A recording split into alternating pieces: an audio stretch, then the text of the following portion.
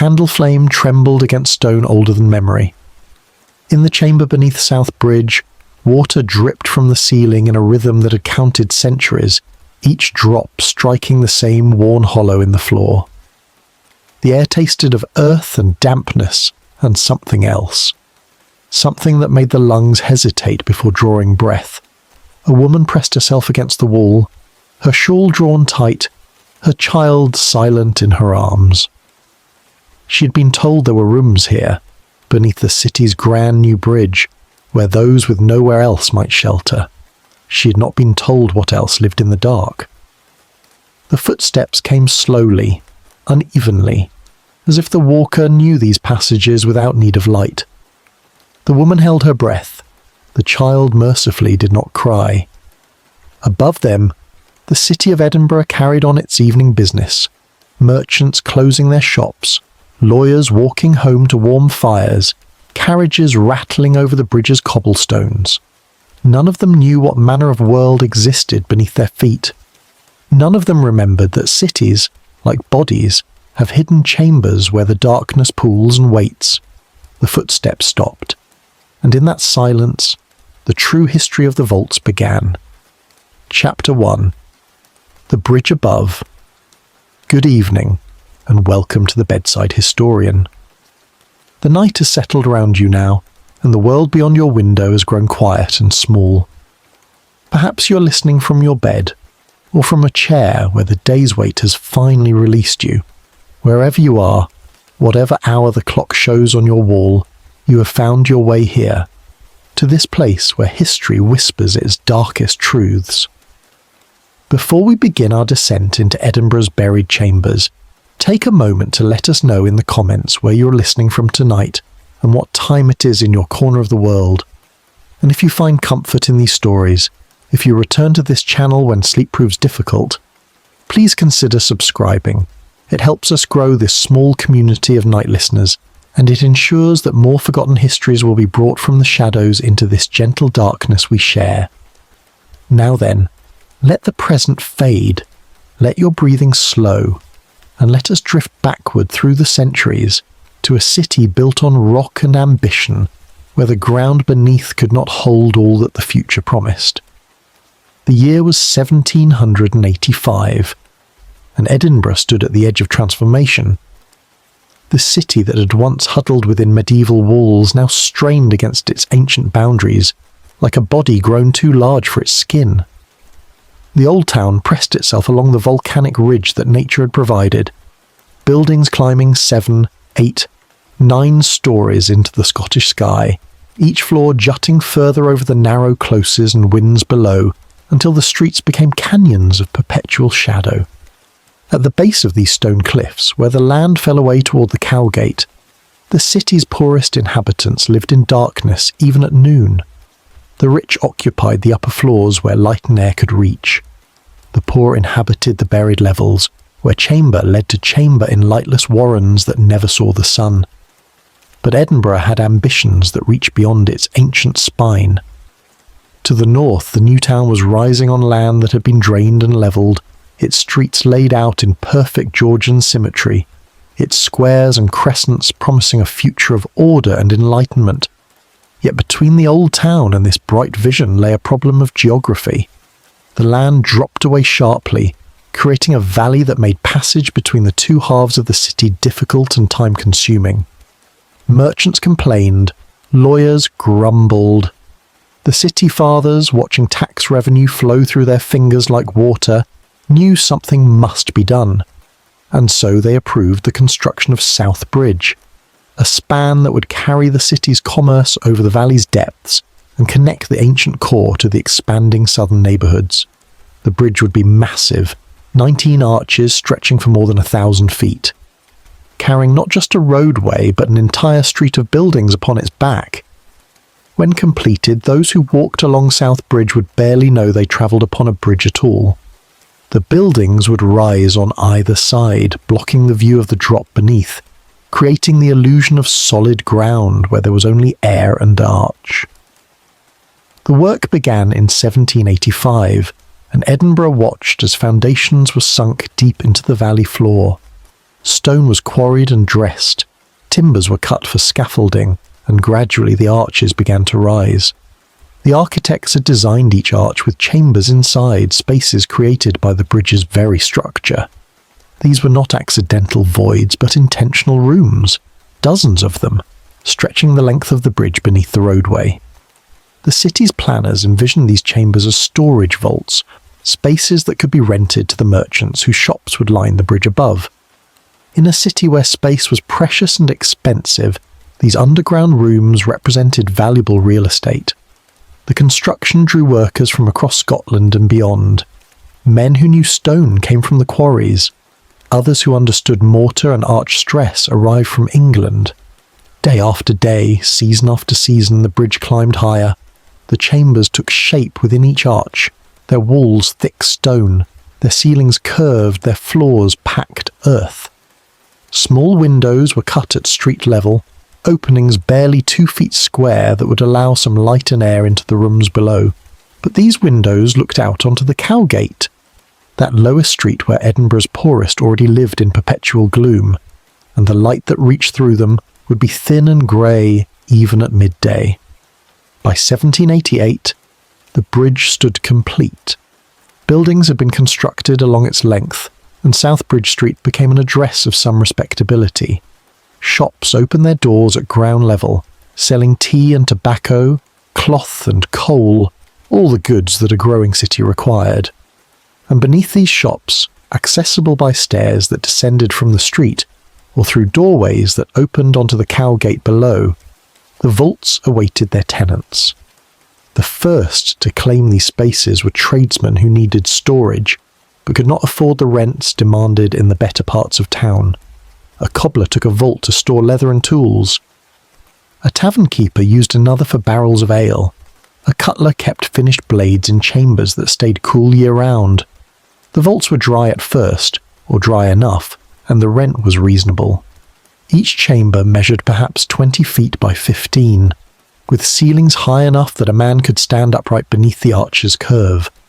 The thick stone walls muffled sound from the street above and from neighbouring vaults. For those who worked with their hands and needed space to keep their trade goods, these underground rooms seemed a practical solution to Edinburgh's eternal problem of scarce space. But Edinburgh's climate had other plans. The city sat between mountains and sea, catching weather from every direction. Rain fell with remarkable frequency, sometimes as mist, sometimes as downpour, but always with the persistence that made Scotland green and Edinburgh perpetually damp. The bridge's architects had understood this, of course. They had designed drainage channels and incorporated lime mortar meant to shed water. But mortar is only as strong as the hands that mix it and the conditions under which it sets. And in the urgency to complete the bridge, to open it to traffic and commerce, some corners had been cut, some joints had been poorly sealed, some drainage channels had been inadequately sloped. Within a year of the bridge's completion, water began to find its way through. At first it was barely noticeable, a slight dampness in one corner of a vault, a patch of wall that never quite dried. But water, once it finds a path, widens that path with patient certainty. The mortar between stones began to soften and crumble. Cracks appeared, and when the rains came hard, as they did each autumn and winter, water seeped through the bridge's fabric and dripped from the vault ceilings in steady, maddening rhythm. The cobbler found his leather growing mould. The tavern keeper discovered his barrels weeping rust. The cutler watched his blades develop spots of corrosion, despite being wrapped in oiled cloth. Gradually, reluctantly, these first tenants began to abandon the vaults. They moved their goods back up to street level, accepting higher rents rather than watching their livelihoods rot in the damp chambers below. By 1790, many of the vaults stood empty, their small windows dark, their doors locked against squatters who already eyed these spaces with interest. The city authorities took little notice. South Bridge had achieved its purpose. Commerce flowed smoothly between Old Town and the southern districts. The shops above ground thrived. The rents from those shops filled the city's coffers. What happened in the chambers beneath, where water dripped and darkness gathered, concerned neither the merchants above nor the city fathers in their chambers. Edinburgh had built its bridge, solved its problem of geography, and could turn its attention to other matters. But the vaults remained. 19 arches, dozens of chambers, thousands of square feet of underground space sitting empty in a city where the desperate competed for every corner that offered shelter from the wind. It was inevitable, really, that those with nowhere else to go would find their way down the stairs and through the unlocked doors into the darkness beneath South Bridge. It was inevitable that these chambers, built for commerce, would become instead a refuge for those whom commerce had forgotten. The city above continued its business, unaware or unconcerned that beneath their feet a different Edinburgh was taking shape. An underground city where different rules applied, where the law's reach grew uncertain, where candles burned in rooms that had been meant for barrels and bolts of cloth, but would soon shelter the living and conceal the dead.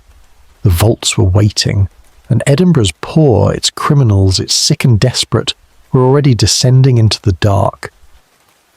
The bridge had been built in 3 years. What would grow beneath it would take far longer to excavate. Chapter 2. The First Inhabitants. The cobbler who came to the vaults in 1789 was named William Gunn, though history would not preserve his name beyond the rent ledgers that recorded his tenancy. He had learned his trade in Leith, where the smell of the sea mixed with the smell of leather and pitch, and he had come to Edinburgh with the notion that a growing city needed shoes. He was not wrong in this belief, but he had not accounted for how many other men had reached the same conclusion, nor how fiercely they would compete for the custom of Edinburgh's inhabitants. His workshop occupied a vault in the third arch from the south end of the bridge. The chamber measured 18 feet in length and 14 across, with a ceiling that curved overhead in the arch's familiar shape. The floor was hard-packed earth, slightly uneven, sloping toward the centre where water would eventually pool during heavy rains. But in those early days, before the mortar had fully begun its deterioration, the vault seemed dry enough. Gunn brought in a workbench salvaged from a failed chandler's shop. He installed shelves along one wall for his lasts and awls, his knives and hammers. A small fireplace had been built into the wall, though the chimney drew poorly and smoke often lingered in the chamber's upper reaches before finding its way out. The light that reached through the vault's single window was never strong. The window, barely 2 feet square, looked out onto Cowgate, and Cowgate was itself a canyon of shadow, where the sun appeared only for a brief hour at midday during summer months. In winter, no direct sunlight reached the vault at all. Gunn worked by candlelight most days, the flame reflecting off his blades and needles as he shaped leather into boots and shoes for customers who rarely saw the place where their footwear was crafted. He was not alone in the vaults. 3 chambers away, a woman named Agnes Kerr operated an unlicensed tavern that sold ale and whiskey to men who preferred to drink beyond the notice of the excise officers. Her vault had a door that opened directly onto Cowgate, and in the evenings, men would slip through that door and into a chamber lit by tallow candles stuck to the walls with their own melted fat. The ale was weak, and the whiskey rougher than what could be bought in legitimate establishments. But Agnes charged less and asked no questions about where her customers came from or what business had brought them to this part of the city. She had furnished her vault with tables made from old doors laid across barrels and stools that wobbled on the uneven floor. The air was thick with pipe smoke and the smell of unwashed bodies pressed close together. Conversations were conducted in low voices, and men who drank in Agnes Kerr's vault learned quickly not to look too closely at their neighbours or inquire too deeply into the packages that sometimes changed hands beneath those tables. The city watch rarely ventured into the vaults. The passages were dark and unfamiliar, the inhabitants potentially hostile, and there were easier places to patrol where the arrests brought more credit and less danger. A tanner named Robert Menzies occupied 2 connected vaults further along the bridge, using them to store the hides he purchased from the city's slaughterhouses and to scrape them clean before selling them to leather workers like Gunn. The smell that emanated from Menzies's vaults was remarkable even in a city accustomed to powerful odours. Rotting flesh, lime and dog feces mixed into a miasma that clung to clothing and hair and could not be washed away with ordinary soap. The neighbours on Cowgate complained, but Menzies had paid his rent in advance, and the authorities saw no legal grounds to evict a man for pursuing his lawful trade, however offensive the smell might be. Other vaults housed other enterprises. A cooper stored barrel staves in one chamber, the wood stacked nearly to the ceiling, leaving only a narrow path to navigate by. A fishmonger used another as an ice house, filling it with blocks cut from frozen ponds in winter and packing fish around them in sawdust during the warmer months. The fish never lasted long before spoiling, and the vault's floor became slick with meltwater and scales. But the fishmonger reasoned that even a few days of preservation was better than none. These first inhabitants of the vaults established routines and territories. They learned which chambers were driest and which grew mushrooms in their corners. They learned that sound travelled strangely through the stone passages, so that a conversation in one vault might be clearly audible 3 chambers away, while the vault next door heard nothing. They learned to navigate the connecting passages without light, counting steps and feeling for familiar irregularities in the walls. And they learned to ignore the rats that had found their way into the vaults almost as soon as humans had, creatures that thrived in the darkness and grew bold enough to run across boots without fear. The rats were numerous and large, fattened on the scraps and refuse that accumulated in the vaults, despite periodic attempts at cleaning. They nested in the spaces between stones and in piles of stored goods left too long undisturbed. Their droppings covered the floors in some of the less frequented chambers, and their squeaking formed a constant background chorus to the human activities above. The vault dwellers set traps and kept cats, but the rats reproduced faster than they could be killed, and eventually most people simply accepted their presence as inevitable. By 1791, perhaps 24 vaults were occupied by various trades. The rent was cheap enough that even a struggling craftsman could afford the few shillings per month, and the lack of scrutiny from authorities appealed to those whose businesses existed in the grey areas between legal and illegal. The vaults developed their own economy and their own social structures. Alliances formed between neighbouring tenants. Disputes arose over shared passages or water damage that affected multiple chambers. William Gunn, the cobbler, found that his leather was developing spots of mildew despite his efforts to keep it dry. He tried moving his materials away from the walls where dampness seemed worst, but the moisture was seeping up through the floor as well. He tried hanging the leather from hooks in the ceiling, but the air itself felt wet. And nothing truly dried. Still, he persisted. His rent in the vault was 1/3 of what he would pay for comparable space above ground, and he could not afford to give up that advantage. Agnes Kerr's tavern thrived, if such a word could be used for a business conducted entirely in darkness and serving customers who preferred not to be seen. She expanded into an adjoining vault, knocking a rough doorway through the stone wall between chambers. The new room became a space for gambling, where men sat around tables playing cards for stakes that ranged from pennies to pounds. She employed a boy to watch the stairs and warn her if anyone resembling a constable or excise officer approached. The boy earned his keep and learned things about Edinburgh's underworld that would serve him well in years to come. Robert Menzies, the tanner, found the damp conditions actually helped his trade in some ways. The hides stayed pliable longer in the moisture-rich air, and the lime he used in processing mixed more easily. But the smell grew worse as water pooled on his vault floor, creating a stagnant soup of tanning chemicals and decomposing flesh. He hired a labourer to sweep the water out periodically, sending it flowing down the passage to drain into lower vaults, but the moisture always returned. The city above remained largely ignorant of what transpired below. Merchants on South Bridge conducted their respectable commerce in shops filled with daylight. Lawyers walked from the courts to their offices, never glancing down at the vault windows that opened onto Cowgate. Carriages rattled over cobblestones. their wheels passing directly above chambers where men drank illegal whiskey and gambled with dice weighted to favour the house. Edinburgh was learning to ignore its underground, to forget that the bridge was not solid ground but hollow stone, and that in those hollows a shadow city was beginning to establish itself. The seasons turned, rain fell and seeped through mortar, winter brought cold that made the vaults almost unbearable, despite the small fires that some tenants maintained. The stone walls seemed to absorb cold and hold it, radiating chill even on days when the temperature rose above freezing. Summer brought different problems.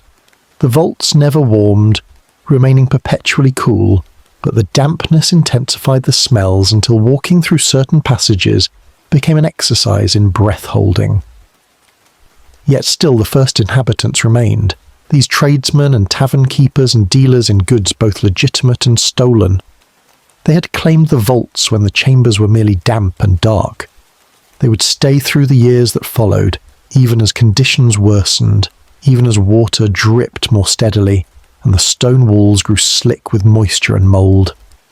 They had found affordable space in a city where space was precious, and that advantage outweighed the discomforts of working underground. But they would not remain alone in the vaults for long. Edinburgh had thousands of residents with no space at all, people who slept in closes and wynds, in stairwells and under bridges. And when those people learned that beneath South Bridge lay chambers with roofs and walls, spaces that offered shelter from wind and rain, even if they offered little else, the character of the vaults would begin to shift. The descent was coming, though those who worked by candlelight in their underground workshops did not yet know that their tenancy marked only the beginning of the vault's true history. Chapter 3. The Descent. The winter of 1793 came early and stayed late. Snow fell in November and again in December, covering Edinburgh in a blanket that briefly made the city beautiful before turning to ice and slush that lingered until March. In the vaults beneath South Bridge, the cold penetrated stone that had never known warmth. Water that seeped through the mortar froze on the walls in fantastic patterns, frost flowers blooming in the darkness. The small fires that some vault tenants maintained could barely keep their immediate spaces above freezing, and anyone who ventured more than a few feet from the flames found their breath turning white in the still air. William Gunn the cobbler tried to work through the cold, but his fingers grew stiff and clumsy, making the fine stitching required for quality shoes nearly impossible. The leather itself became rigid, refusing to bend or stretch as it should. Twice he drove his awl through a piece he had been shaping, ruining hours of work. His candles burned lower and faster, as if the cold consumed them more quickly than warmth would have. And still water dripped from the vault's ceiling, striking the floor with a rhythm that never varied, never ceased. Each drop echoing in the stone chamber like a clock counting away the hours of his failing enterprise. He noticed that his cough, which had been merely occasional at the season's start, was becoming constant. Something rattled in his chest when he breathed deeply. His hands, when he looked at them by candlelight, showed strange discolorations, patches of darkness on the fingertips that he attributed to the dyes he used, but which spread despite his efforts to keep them clean. The dampness had entered his lungs and his blood, though he did not know the medical terms for what was happening to him. He knew only that working in the vault had become a daily struggle against cold and wet and darkness, and that the small savings he achieved by paying cheap rent were being consumed by doctor's fees and medicines that did no good. In February of 1794, William Gunn carried his tools and remaining leather up the stairs and did not return. The vault stood empty after his departure, its door hanging open, revealing walls black with mould and a floor that had become mud. No one inquired after him. The city rent collector noted the missed payment but did not pursue collection. The vault simply joined the growing number of chambers that stood abandoned, too damaged by water and too unpleasant to attract even the most desperate tradesmen. Robert Menzies the tanner lasted longer, perhaps because the nature of his work had already accustomed him to foul conditions. But even Menzies found that the vaults were becoming impossible.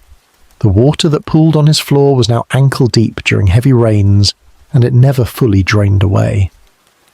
The hides he stored rotted faster than he could process them.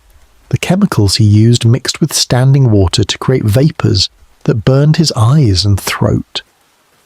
And the rats, always numerous, had become bold enough to chew through hides he had left overnight, destroying merchandise he could not afford to lose. He moved his operation to a yard near the grass market in the spring of 1794, paying 3 times what the vault had cost but accepting the increase as necessary for survival. Before he left, he stood in his vault one last time, surveying the damage that 4 years underground had wrought. The stone walls wept moisture. The ceiling dripped steadily in a dozen places. The floor was a marsh of tanning chemicals and rainwater and rat droppings. He pulled the door close behind him and did not look back. Agnes Kerr's tavern continued operating, but even she had to acknowledge that conditions were deteriorating. The water that drained from upper vaults flowed through the passages and into her chambers, creating puddles that her customers had to navigate by feel in the near-total darkness. She tried laying down boards to create walkways, but the boards rotted and had to be replaced. She tried digging drainage channels in the earth floor, but they filled with water that had nowhere to go. The smell of damp and mould and too many unwashed bodies in an enclosed space became so powerful that even her least fastidious customers complained. But Agnes possessed an understanding of her clientele that the craftsmen lacked. The men who drank in her tavern were not seeking comfort or cleanliness. They sought invisibility, a place to conduct business that could not be conducted in the light. The damp and dark and stench were prices they would pay for the privacy the vaults provided. And so she adapted. She raised her prices slightly to cover the cost of more candles, more boards, more effort spent fighting the water that never stopped coming. And her customers continued to descend the stairs and pass through her door, though now they had to wade through water to reach the tables where cards were dealt and coins exchanged hands. One by one, the other legitimate enterprises abandoned the vaults. The cooper left, the fishmonger left. A smith who had used a vault to store coal departed when he found the coal had absorbed so much moisture it would barely burn. A seamstress who had stored bolts of cloth discovered everything was covered in mildew and had to be thrown away. By 1795, fewer than half the vaults that had been occupied in 1790 remained in use by legal trades. The city authorities noticed the declining rent collection, but took no action to improve conditions. The bridge itself remained sound, its arches strong, its roadway level. That the chambers within those arches were becoming uninhabitable seemed a problem beneath the city's notice. The original vision of the vaults as profitable storage space had failed, but no alternative vision emerged to replace it. The chambers simply sat there, dark and damp and increasingly empty, while Edinburgh continued its business on the streets above. But nature abhors a vacuum, and so does a city. As the craftsmen and merchants departed, other inhabitants began to appear. They came at night mostly, slipping down the stairs when the streets were quiet. They came alone or in families, carrying what little they owned wrapped in bundles or balanced in baskets. They came because they had nowhere else to go, because every attic and cellar in Edinburgh that could legally house a tenant was already occupied, because the closes and winds offered no shelter from rain and snow, because even a damp vault was better than sleeping under open sky. The first of these new inhabitants to claim a vault was a widow named Mary Reed, with 3 children under the age of 10. She found an abandoned chamber in the 5th arch, one that had previously housed a chandler's supplies. The walls were black with mould and the floor was mud, but there was a fireplace, and the previous tenant had left some boards that could serve as bedding once she had dried them by the fire. She moved her family in during a night in September of 1795, carrying her children down the stairs one by one, the youngest asleep on her shoulder, the oldest holding a candle that barely pushed back the darkness. She had lost her husband to fever the previous winter. She had lost their room when she could no longer pay the rent. She had spent the summer sleeping in closes with her children huddled against her, always alert for the city watch who would move them along if discovered, always searching for somewhere, anywhere, that offered 4 walls and a roof, The vault was cold and wet and dark, but it was shelter. She hung a blanket across the doorway for privacy and began the work of making the chamber into something resembling a home. Within weeks, other families had discovered that the vaults beneath South Bridge were available to those willing to endure their conditions. A labourer with a pregnant wife claimed the vault next to Mary Reed's. A pair of brothers who had lost their parents to cholera moved into a chamber further along. An old woman who had been evicted from her garret for non-payment of rent found a vault near the stairs and settled there with her cat and a mattress she had saved from being sold. They came quietly, these new inhabitants, understanding that their presence was technically illegal, but knowing also that the authorities rarely ventured into the vaults, and that eviction required energy the city was unlikely to spend on people who had nothing to seize in payment of fines. They established their spaces and respected boundaries. Each vault became a household, however strange a household that consisted of a single room with stone walls and a dirt floor and no windows might be. The descent was complete. The vaults had been built for commerce, claimed by tradesmen, and now inherited by Edinburgh's poorest inhabitants. What had been storage chambers were becoming homes. What had been meant as temporary shelter was becoming permanent residence.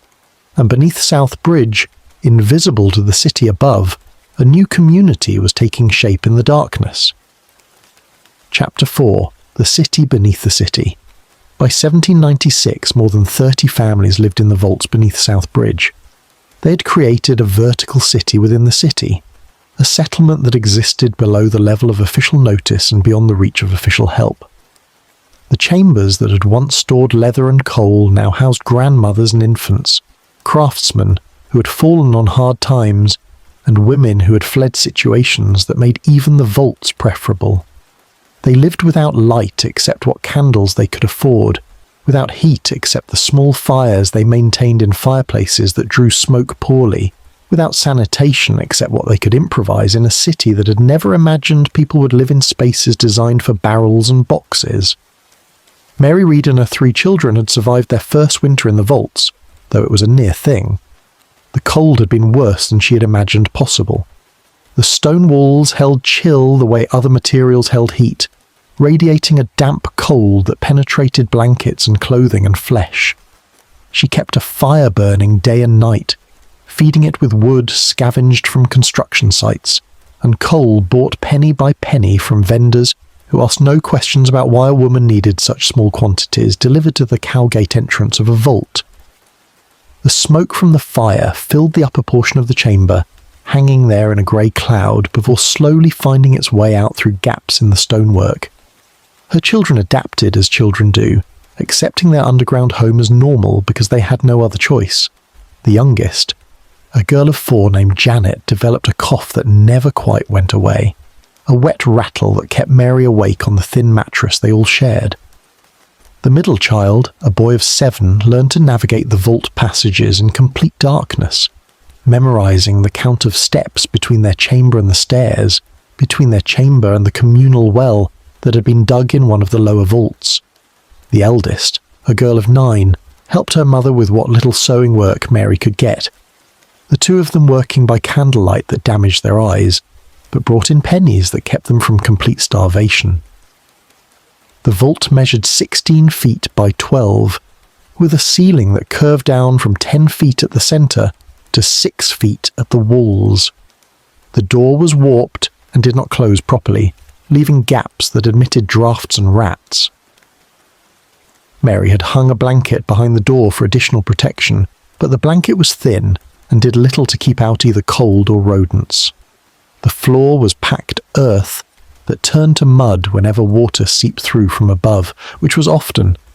She had tried laying down straw to absorb the moisture, but the straw rotted and had to be replaced, and eventually she gave up and simply accepted that they would live in mud. Their possessions were few: a single mattress stuffed with straw and horsehair shared by all 4 of them, 2 blankets thin and inadequate, a pot for cooking over the fire, 3 bowls and 4 spoons, a knife, a basket for carrying, candles precious and rationed carefully. Mary's sewing supplies, kept in a box salvaged from someone's rubbish. the clothing they wore and one change of clothing each, kept in a bundle hanging from a nail driven between stones. That was all. Everything else they had owned had been sold or lost in the descent from respectable poverty to this subterranean existence. The vault next to theirs housed a family of 5, a labourer named Thomas Mackey, with his wife Catherine and their 3 sons. Thomas worked when he could find work, loading and unloading cargo at Leith's docks, or hauling rubble from construction sites. Some weeks he worked 5 days, some weeks he worked none. Catherine took in washing when she could get it, carrying wet clothes up the stairs and hanging them in whatever corner of the cowgate offered space, then bringing them back down to the vault when dry. The boys, ranging in age from 6 to 12, ran errands and begged and occasionally stole when opportunity presented itself and hunger made the risk acceptable. The Mackey vault was slightly larger than Mary Reed's, and Thomas had managed to partition it roughly in half using boards and old sailcloth, creating a sleeping area separated from the living space. The separation provided a sense of privacy, even if it did nothing to address the cold or damp or rats. Catherine had hung the washing she took in across the living area, and the vault was constantly draped with wet clothes that never quite dried in the damp air, but which she delivered anyway, hoping her customers would not notice or would be kind enough not to complain. Further along the passage, in a vault that was slightly higher and therefore slightly drier than most, lived a family of 7 presided over by a grandmother named Agnes Brown. Her daughter had died, giving birth to twins the previous year, leaving Agnes to care for 5 grandchildren ranging in age from 3 months to 10 years. Agnes was 60 years old, her hands twisted with arthritis, her back bent from decades of labour, but she possessed a will that kept her family together through circumstances that might have scattered them to orphanages and workhouses. She had established strict rules for her vault. The children were to be in by dark. They were to bring home anything they earned or found, no matter how small. They were not to fight amongst themselves where others could hear. They were to show respect to the other vault families, borrowing nothing without permission, returning anything borrowed promptly. And they were to remember that their situation was temporary, that they were not vault dwellers by nature but by circumstance, and that circumstances could change. Agnes maintained this hope, even as the months stretched into years and the temporary situation showed no signs of ending. She told the children stories of their grandfather, a sergeant who had served in the army and died with honour. She taught them to read using a Bible she had saved from better days, the pages worn soft as cloth from handling. She insisted they wash when water was available and mend their clothes when they tore. She tried to impose order and dignity on their underground existence, fighting against the entropy that threatened to reduce them to the level of the rats that shared their space. The community that developed in the vaults was informal but necessary. Families helped one another when help was possible. Mary Reed might watch Catherine Mackey's children while Catherine went to deliver washing. Agnes Brown shared her fire with a single mother in the next vault who had no coal. When someone fell ill, neighbours brought what remedies they could afford or knew how to make. When someone found work, they might mention opportunities to others. When food was especially scarce, those who had even a little might share with those who had nothing. But the community had its limits and its tensions. Space was precious, and disputes arose over passages and water and the placing of refuse. Some families tried to claim multiple vaults, using one for living and another for storage or business. Others resented this, arguing that vaults should be used efficiently and that no one should occupy more space than they needed. Theft was common despite Agnes Brown's rules and the informal codes that supposedly governed vault life. A potato left unguarded might disappear. A candle, a blanket, a pot, anything that could be moved might find its way to another vault or to a pawn shop, where a few pennies could be had without questions asked. The children who grew up in the vaults developed their own society, their own games and hierarchies. They explored the deeper passages that adults feared to enter, finding chambers that had been sealed or abandoned or were too damaged for habitation. They learned to catch rats and sometimes roasted them over fires when hunger made even such meat acceptable. They fought amongst themselves and formed alliances and broke them.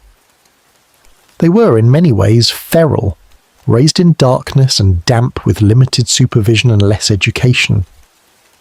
The city above remained largely ignorant of what existed beneath. Occasionally someone on the Cowgate would notice children emerging from vault doorways or smell smoke coming from below.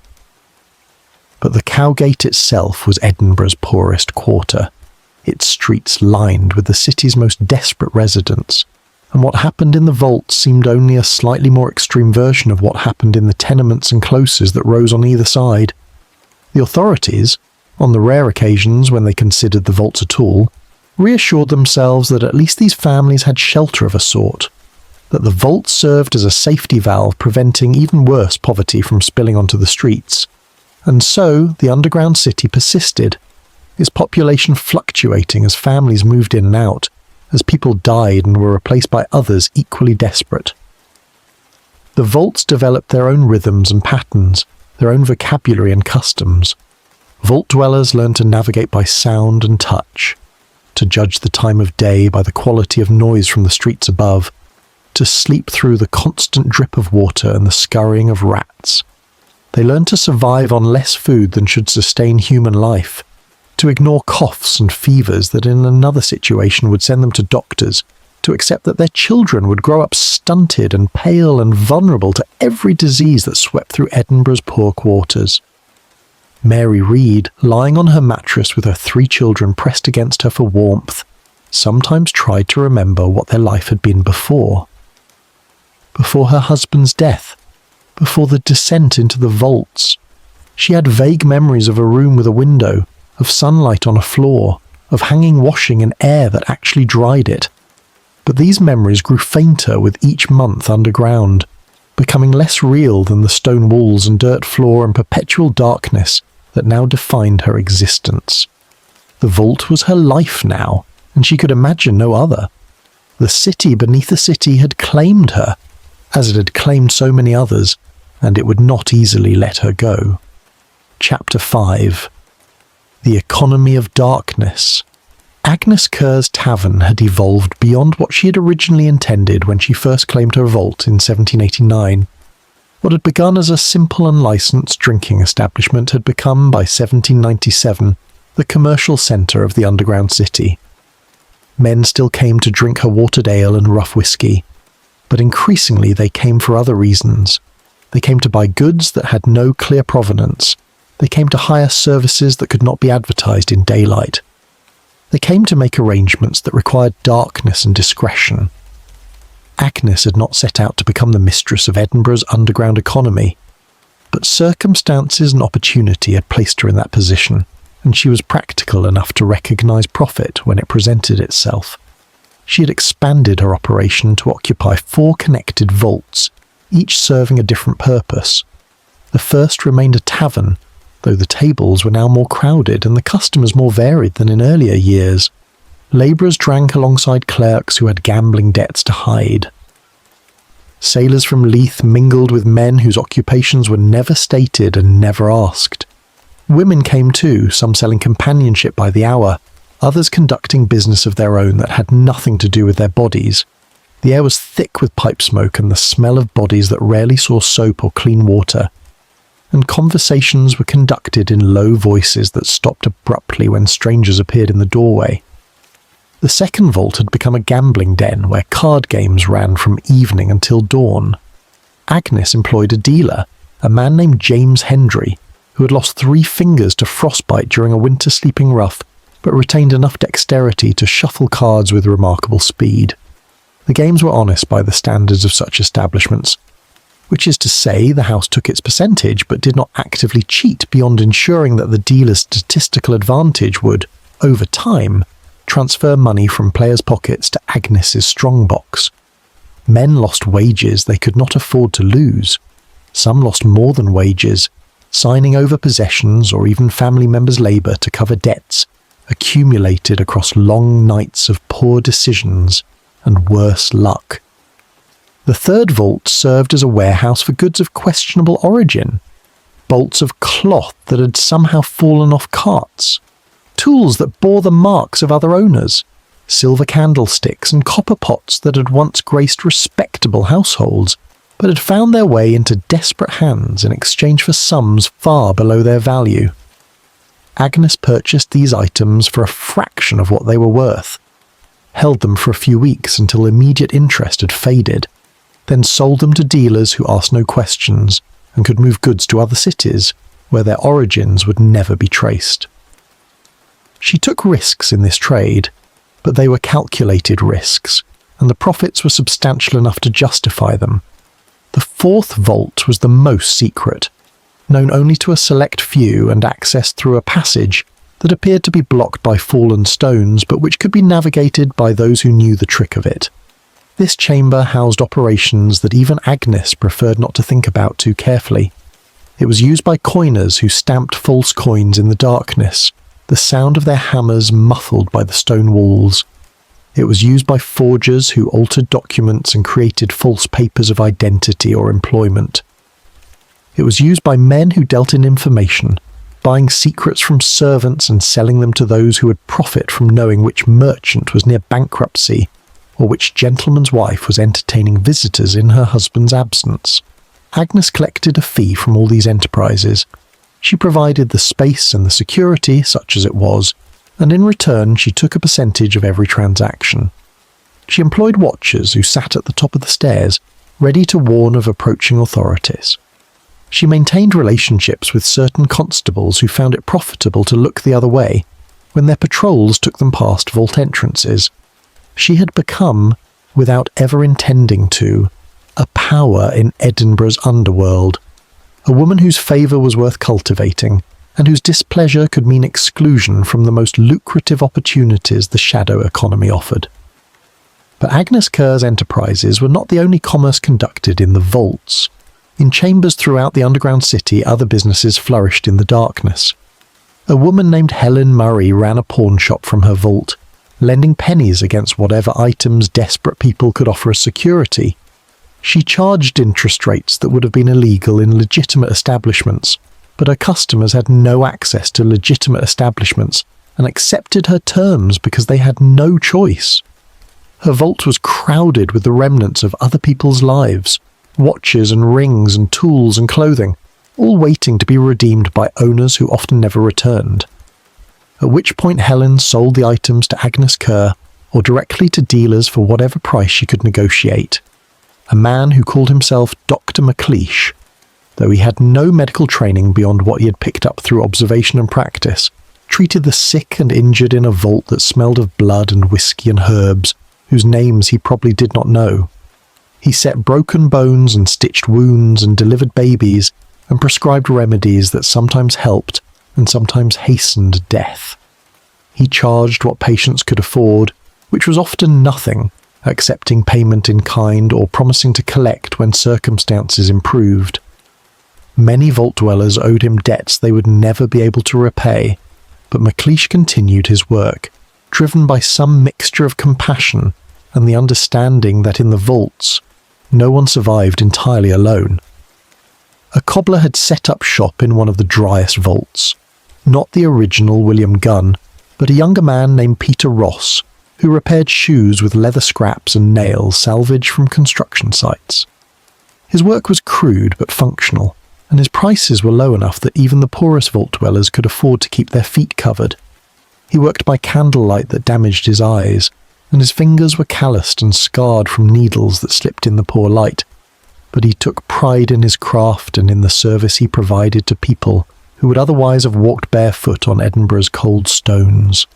Women took in sewing and washing, though the washing was particularly difficult to manage in the vaults where wet clothes had no place to dry properly and emerged from the process smelling of mildew and smoke.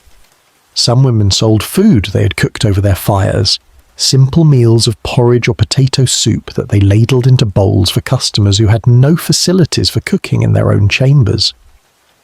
Others sold themselves, conducting their business quickly in the darker passages or in vaults they rented by the hour, accepting whatever price they could negotiate from men who came down from the city above, seeking pleasures they did not want associated with their daylight identities. Children worked as well, running errands and carrying messages between vaults, between the underground city and the streets above. They knew the passages better than adults and could navigate them in complete darkness, making them valuable as guides and couriers. Some were employed by Agnes Kerr or other vault entrepreneurs. Others worked independently, offering their services to anyone who would pay a penny for having something delivered or someone fetched. They learned early that information had value, that knowing who was where and doing what could be converted to coin if offered to the right buyer at the right time. The economy of the vaults operated on principles that differed from the commerce conducted in Edinburgh's shops and markets. Money was scarce, so barter became common. A mother might trade sewing work for a neighbour's help watching her children. A man might exchange a stolen chicken for repairs to his shoes. Services and goods flowed between vaults in complex chains of obligation and exchange that bypassed currency entirely. Debts were remembered and called in when need arose. Favours were granted with the understanding that they would eventually be returned, though sometimes the return came years after the original act, and in forms the first giver would never have anticipated. Trust was both essential and dangerous in this economy. Vault dwellers had to trust one another to some degree, had to believe that a borrowed tool would be returned, or that a promise to repay would be honoured eventually. But trust could be exploited, and often was. Con artists operated in the vaults, selling false goods or failing to deliver promised services. Thieves targeted those who seemed most vulnerable, calculating that victims would be unlikely to seek help from authorities, who viewed all vault dwellers as criminals anyway.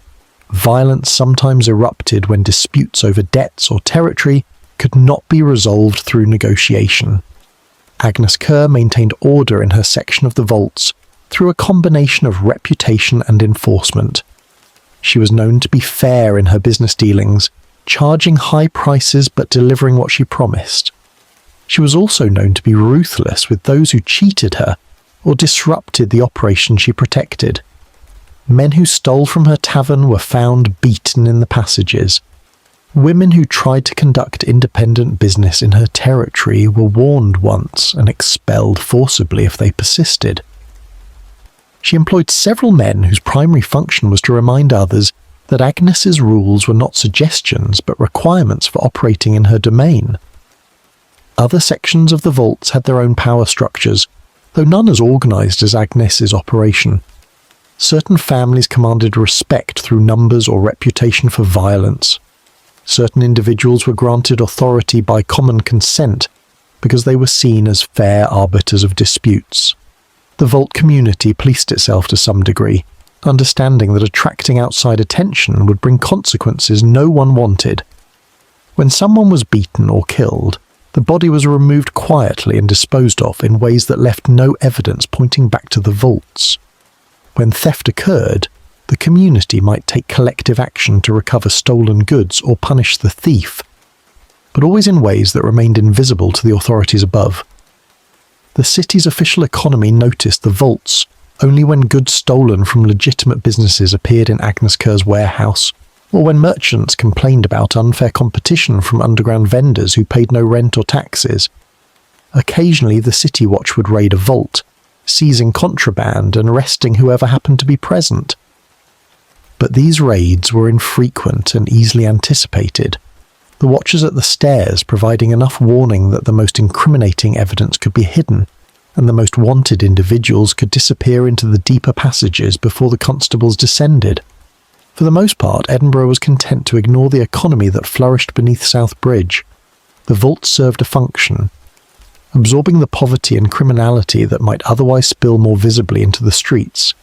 As long as that function was performed quietly, as long as violence stayed underground and theft targeted primarily other poor people whose complaints carried little weight, the authorities found it easier to pretend the vaults did not exist than to acknowledge that beneath one of the city's main thoroughfares, hundreds of people lived and worked in conditions that shamed any claim Edinburgh might make to enlightenment or civilization. And so the commerce continued, coins and goods and services changing hands in darkness, fortunes being made and lost by candlelight. the wheels of an invisible economy turning steadily in the city beneath the city. Chapter 6. The Body Trade.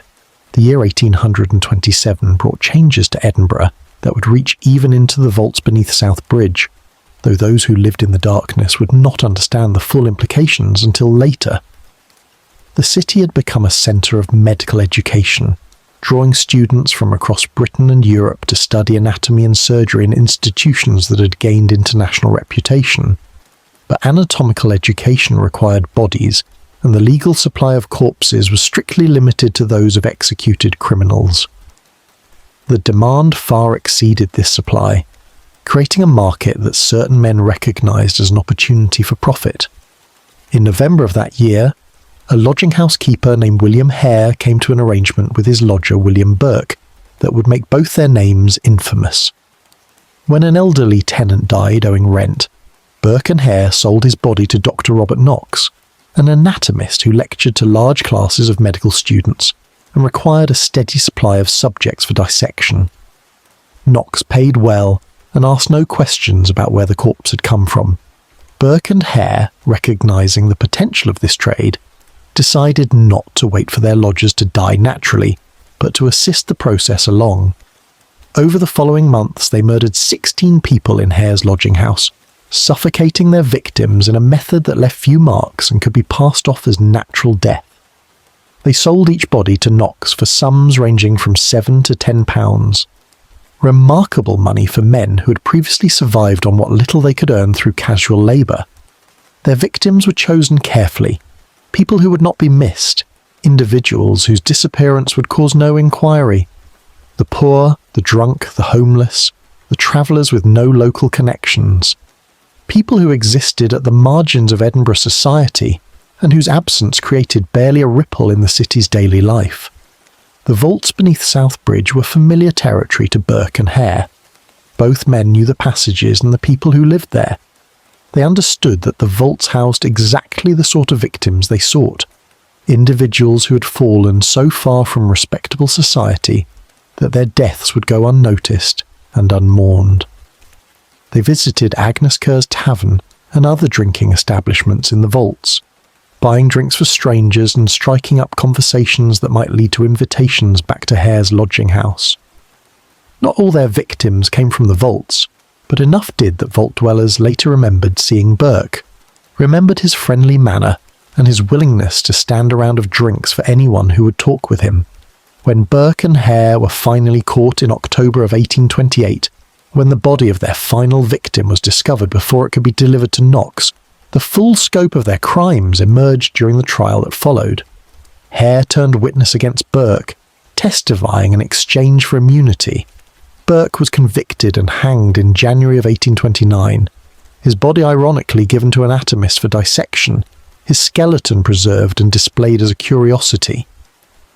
Knox escaped prosecution despite clearly knowing that the bodies he purchased had not died natural deaths, his reputation damaged, but his liberty intact. The scandal sent tremors through Edinburgh. Crowds rioted outside Knox's lecture rooms demanding justice. Newspapers published lurid accounts of the murders, speculating about how many other bodies in anatomists' collections might have been obtained through murder rather than legitimate channels. And in the vaults beneath South Bridge, where several of Burke and Hare's victims had last been seen alive, a new fear took hold. The darkness that had always harboured ordinary dangers, the risks of violence and theft and disease, now contained something worse. The possibility that a friendly stranger might be a murderer seeking fresh bodies to sell. But the body trade did not begin or end with Burke and Hare. For decades before their crimes, men called resurrection, men had made their living by robbing graves, digging up recently buried bodies and selling them to anatomists. This trade was illegal but widespread, and Edinburgh's graveyards were frequent targets. Families of the deceased sometimes hired guards to watch over fresh graves, until the body had decomposed enough to be worthless for dissection.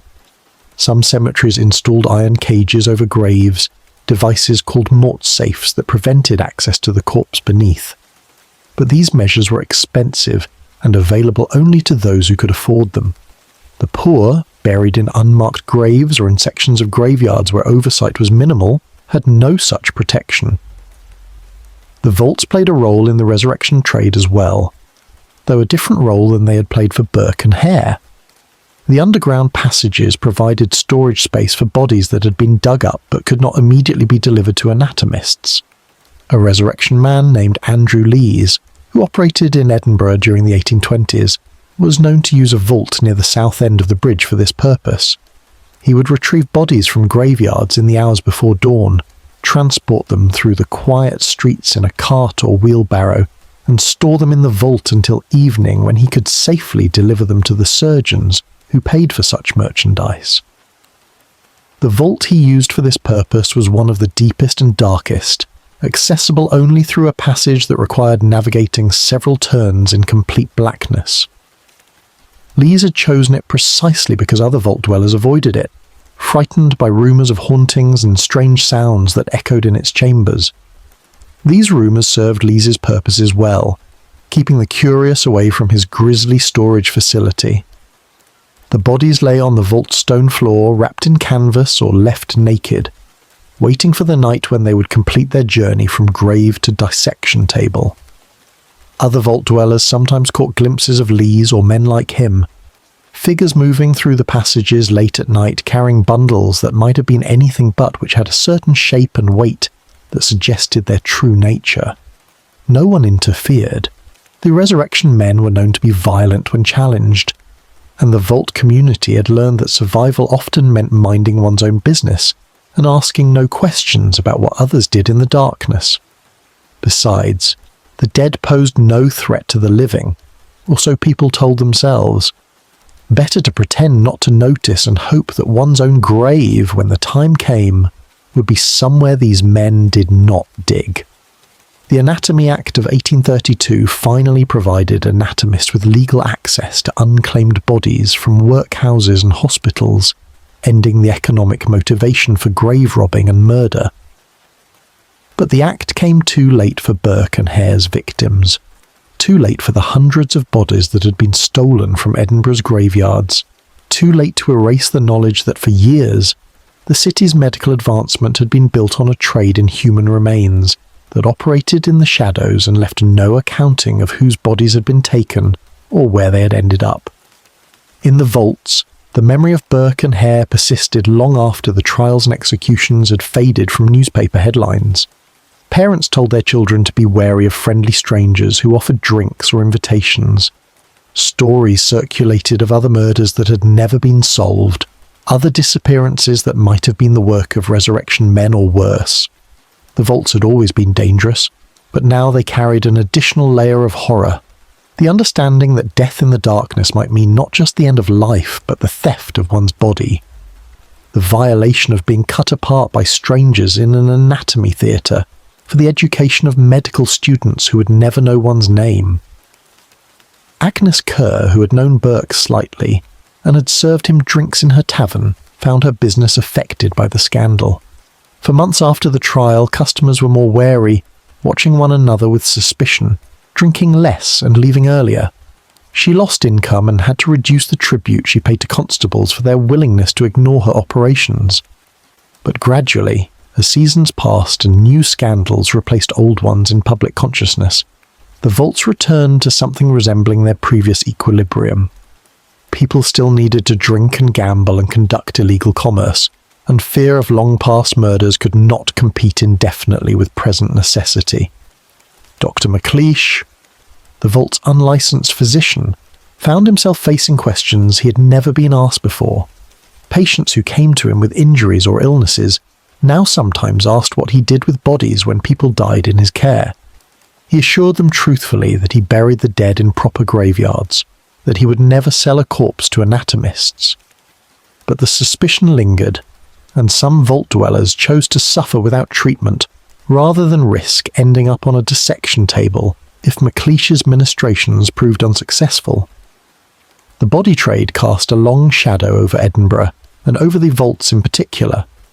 It revealed how little the city valued its poorest residents, that their bodies could be stolen and sold and cut apart with minimal consequence for those who profited from the trade. It demonstrated that even in death, the poor had no security, that the grave offered no guarantee of rest for those who could not afford to protect themselves, and it confirmed what many vault dwellers had always suspected, that they existed outside the city's moral consideration, that their lives and deaths mattered only to the extent that they served the purposes of those above them. In the deeper vaults where Andrew Lees had once stored his grisly merchandise, vault dwellers claimed to hear sounds at night, whispers and moans that might have been wind through the passages, or might have been something else. Whether these sounds were real or imagined hardly mattered. The vaults had become haunted not just by ghosts, but by history, by the knowledge of what had been done in the darkness and might be done again. And that knowledge, once gained, could never be forgotten. To Chapter 7, The Fever Streets. The cholera came to Edinburgh in February of 1832, arriving in ships from the Baltic ports where the disease had already killed thousands. It moved through the city with the inexorable patience of a tide, starting in Leith among the sailors and dock workers, then spreading into Edinburgh proper along the routes that poverty and overcrowding had prepared for it. The disease recognised no boundaries of neighbourhood or class, but it killed most efficiently in places where people lived in close quarters, with poor sanitation and limited access to clean water. It killed, in other words, among the poor. And nowhere in Edinburgh were the poor more concentrated or more vulnerable than in the vaults beneath South Bridge. The first case in the vaults appeared in the early March, though no one recorded the exact date or the victim's name. A man who worked as a labourer began experiencing the symptoms that would become grimly familiar in the weeks that followed. Violent diarrhoea that emptied his bowels of fluid and left him cramping in agony. Vomiting that continued long after his stomach was empty, producing only bile and then nothing at all. A crushing thirst that no amount of water could satisfy, though drinking only made the vomiting worse. His skin turned blue-grey as his body lost fluid faster than it could be replaced. His eyes sank into his skull. His pulse became weak and thready. Within 24 hours of the first symptoms, he was dead. His wife and 3 children died within the week, one after another, following the same rapid trajectory from apparent health to corpse. Dr. McLeish attended them, though he had no treatment that could halt the disease's progress. He gave them water and tried to keep them comfortable, but cholera respected neither compassion nor medical expertise. The family's vault became a death chamber, the air thick with the smell of waste and vomit, and the peculiar sweet-sour odour of cholera that those who encountered it never forgot. Other cases followed with terrible speed. The disease spread through the vaults faster than it moved through the streets above, finding in the underground city ideal conditions for transmission. The vaults had no running water. Residents drew water from a communal well that had been dug in one of the lower chambers, water that seeped through earth contaminated by decades of human waste and refuse. They had no privies except holes dug in the floors of certain vaults, holes that drained nowhere but simply accumulated filth until they were filled and new holes were dug. They lived in close proximity, entire families sharing single rooms, sharing fires and cooking pots, and the limited air that circulated through the passages. The cholera moved from vault to vault, from family to family with mechanical efficiency. A mother would fall ill, and her children would sicken while nursing her. A man would collapse in Agnes Kerr's tavern, and within days the other men who had drunk beside him would be dead. A child would die, and the family in the next vault would lose their youngest within a week. The disease seemed to bypass some people entirely while killing others so rapidly that they went from health to death before their neighbours realised they were sick. Dr. McLeish worked without rest, moving from vault to vault with his bag of useless remedies. He administered laudanum for pain and brandy for strength and prayers for hope, but the cholera paid no attention to any of these interventions. He watched people die faster than he could count them, their bodies evacuating life in a flood of fluid and waste until they lay shrunken and unrecognisable. blue skin stretched over bone, eyes staring at nothing. He began to measure his success not by how many he saved, which was none, but by how many he could at least comfort in their final hours. The city authorities, alerted to the outbreak in the vaults, responded with measures that revealed how little they valued the lives of those who lived underground. They did not send doctors or clean water or food for quarantine. They sent constables to seal certain vault entrances, trapping the infected inside to prevent them from spreading disease to the streets above. Families who had lived in the vaults for years suddenly found their access to the outside world, blocked by boards nailed across doorways and guards posted to prevent anyone from leaving. Those who were healthy were trapped with those who were sick, ensuring that the disease would complete its work with maximum efficiency. Mary Reed and her 3 children were among those sealed into the vaults. She had managed to keep her family alive through years of cold and hunger and darkness, but the cholera tested her in ways those other trials had not. Her youngest daughter Janet, the 4-year-old with the persistent cough, was the first to fall ill. Mary watched helplessly as the child lost fluid from both ends, crying for water that Mary could not provide in sufficient quantity, crying for relief that no one could give. Janet died on the 3rd day of her illness, her small body laid out on the mattress they had all shared, going cold while Mary held her older children close and tried not to let them see her despair. The 2 older children survived somehow, though Mary herself fell ill a week after Janet's death. She experienced the full horror of cholera, the cramps that felt as though her intestines were being twisted by invisible hands, the thirst that became more agonizing than any pain, the weakness that made even lifting her head an impossible effort. She lay on the fouled mattress with her surviving children trying to care for her, 9-year-old Ellen fetching water, and 7-year-old David holding his mother's hand and telling her she would be well again, though his voice carried no conviction. Mary did recover, one of the few who did, her body somehow finding resources to fight off the infection that killed so many others. But she emerged from the illness to find that David had sickened while caring for her. He died the day after she was strong enough to sit up, died in her arms while she whispered reassurances neither of them believed. Of her 3 children, only Ellen survived, though the girl never spoke again after her brother's death. Some faculty of speech broken by the accumulated weight of what she had witnessed. Agnes Brown, the grandmother who had raised 5 orphaned grandchildren with such determination to maintain dignity and hope, lost all 5 to the cholera within a span of 10 days. She buried them herself when no one else would touch the bodies, dragging each small corpse to a pit that had been dug in one of the abandoned vaults, and covering them with earth before returning to her chamber to wait for the disease to claim her as well. But the cholera, capriciously, spared her. She lived on in her empty vault, surrounded by the possessions of 5 dead children, unable to understand why she had been allowed to survive when they had not. Thomas and Catherine Mackey lost 2 of their 3 sons, but survived themselves along with their eldest boy. They emerged from the sealed vault after the quarantine was lifted to find their neighbours dead or vanished. Entire families wiped out, vaults standing empty with their doors hanging open and their contents scattered by looters who had come in the epidemic's wake. The community that had existed in the vaults, fragile as it had been shattered by the disease. Those who survived no longer trusted their neighbours, no longer shared fires or water or aid.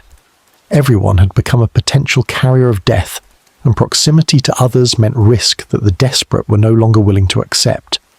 The final death toll in the vaults was never accurately recorded. The city had no desire to document its failure to protect the underground population, and the survivors had neither the education nor the resources to conduct a proper accounting. Dr. McLeish estimated that perhaps 100 people had died, though the true number might have been higher. He himself survived the epidemic, though how he avoided infection while treating so many cholera victims remained a mystery even to him. He emerged from the experience changed, more hollow and haunted, less certain that his medical efforts served any purpose beyond giving himself something to do while people died around him. Agnes Kerr's tavern became a makeshift morgue during the worst weeks of the epidemic. Bodies laid out on her tables because there was nowhere else to put them, and no one willing to carry them up to street level for proper burial. She lost customers and income, but she also lost something less tangible, some belief that the vaults could be a place where life continued despite all obstacles. The cholera had revealed the vaults for what they truly were, death traps where the city's poorest were left to sicken and die without aid or even acknowledgement. After the epidemic ended, after the quarantine was lifted and the boards were removed from the sealed entrances, many vault dwellers left. They returned to the streets to sleep rough, or found space in crowded tenements that at least offered access to daylight and air. The population of the underground city declined sharply, from perhaps 200 souls to fewer than half that number. The vaults that had been most affected by the disease stood empty, avoided by superstitious survivors who believed the contagion might linger in the stone itself. But some remained, because they had nowhere else to go, or because they could not afford even the cheapest room above ground. Mary Read and her daughter Ellen stayed in their vault, unable to leave the place where husband and father and 2 children were buried, unable to imagine starting over elsewhere. Agnes Brown remained in her empty vault, surrounded by ghosts. The Mackeys stayed because they had always stayed, because persistence was the only strategy they knew. And Agnes Kerr remained because her business was in the vaults, and moving it elsewhere would mean starting fresh in a market that already had too many taverns, competing for customers' pennies. The cholera returned to Edinburgh in 1833, and again in 1848, and finally in 1853, each outbreak claiming more victims from the poor quarters. But never again did it ravage the vaults as it had in 1832, perhaps because the population had declined enough that transmission could not sustain itself. Perhaps because those who remained had developed some measure of immunity from surviving earlier exposure. The memory of that first epidemic persisted, though, woven into the vault's history alongside memories of Burke and Hare and all the other horrors that darkness had witnessed. The fever streets beneath South Bridge had claimed their dead and would not let the living forget. Chapter 8. The Haunted Chambers. The stories began sometime in the 1840s, though no one could say exactly when the first whispers started, or who first spoke of strange occurrences in the deeper vaults. By 1850, however, the tales had become part of the underground city's folklore, passed from family to family, told in low voices around fires that did little to push back the surrounding darkness. There were certain chambers, vault dwellers said, that no one should enter after dark. Certain passages where sounds could be heard that had no source. Certain corners where the air grew suddenly cold even in summer, where candles guttered and went out though no draught could be felt. The vault that attracted the most stories occupied a position near the north end of the bridge, accessible only through a narrow passage that required walking bent nearly double. The chamber itself was small, perhaps 10 feet square, with a ceiling so low that even a child could touch it by reaching up. Water seeped constantly through the walls, creating a permanent film of moisture on the stone. The floor was uneven, sloping toward the centre where a depression had formed that held standing water year-round. No one remembered who had last used this vault for any legitimate purpose, though marks on the walls suggested it had once stored barrels or crates. The first stories about this chamber concerned sounds. A woman who had lived in a nearby vault claimed to have heard sobbing coming from within, a woman's voice crying without pause for breath. When she investigated, candle in hand, she found the vault empty except for water and rats. But the crying continued, seeming to come from the walls themselves or from beneath the floor. She fled and refused to return to that passage again, moving her family to a vault on the opposite end of the bridge despite the higher rent. Other vault dwellers reposted similar experiences. A man heard footsteps pacing back and forth in the chamber, the same measured tread continuing for hours. When he looked inside, no one was there, but the footsteps continued, clearly audible, impossible to ignore. A child claimed to have seen a figure standing in the vault's doorway, a woman in a dress that belonged to no current fashion, her face hidden by shadows. When the child called out, the figure vanished, but the impression of her presence remained so strong that the child refused to walk that passage alone thereafter.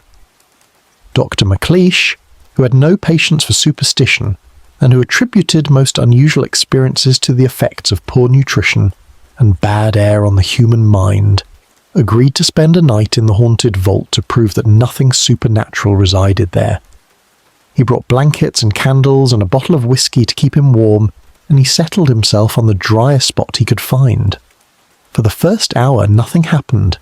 He sat in the darkness, listening to water drip and rats scurry, and he congratulated himself on being immune to the foolish fears that plagued less educated minds. Then the cold came.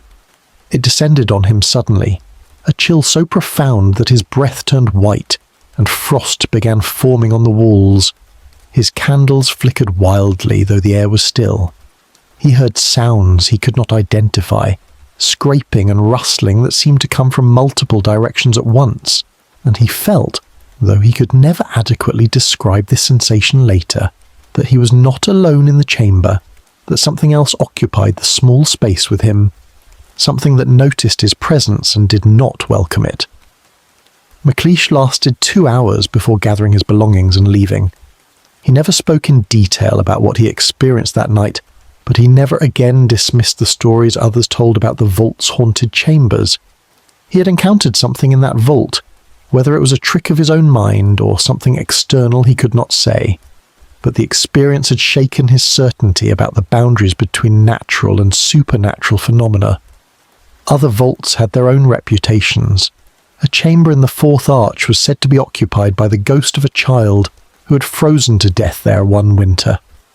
Residents of neighbouring vaults reported hearing a child's voice calling for its mother, crying that it was cold and needed help. Some claimed to have found small footprints in the dirt of the passage outside, footprints that appeared overnight and led nowhere, beginning and ending as if the walker had materialised and then vanished again. A vault near the south end was avoided because of a smell that came and went without apparent cause, an odour of decay so powerful it made breathing difficult. The smell would appear suddenly, fill the chamber and the surrounding passage, then disappear just as quickly. Some vault dwellers believed this was the ghost of the smell, from bodies that Andrew Lees, the Resurrection Man, had stored there decades earlier, an olfactory echo of death that had soaked into the stone and could not be cleansed. Agnes Kerr, whose tavern had served as a morgue during the cholera epidemic, found that certain corners of her establishment developed strange properties. Customers refused to sit at a particular table, claiming it was unnaturally cold. A section of wall that had been stacked high with corpses during the epidemic acquired a reputation for causing unease in anyone who stood near it. Even Agnes's cat, normally bold and territorial, would not enter one of the back vaults that had held the most bodies, hissing and backing away if carried there by force. The rational explanations for these phenomena were numerous and probably accurate. The vaults were cold and damp, conditions that played tricks on human perception. The darkness was so complete that the mind, starving for visual input, created images to fill the void.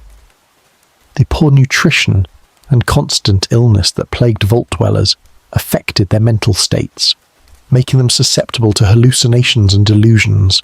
The trauma of living underground, of watching family members die, of enduring years of deprivation, created psychological stress that manifested in supernatural beliefs. But the rational explanations did not fully account for the consistency of the reports, or for the fact that even skeptics who investigated the haunted chambers emerged shaken and unwilling to return.